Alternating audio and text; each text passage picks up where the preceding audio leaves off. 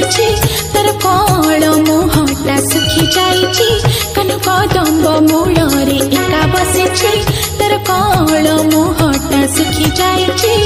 पारुनु कि तार मुरली सुनी हो हो हो हो हो हो हो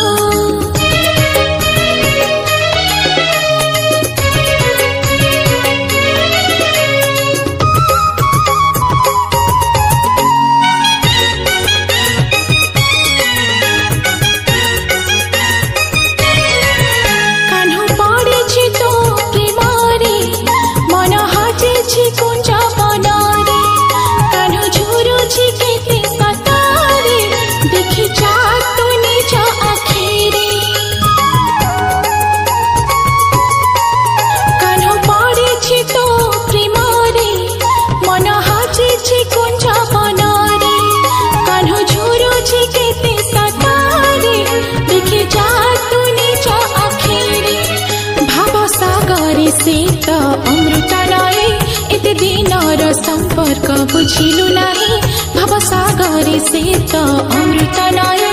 एते दिनर संपर्क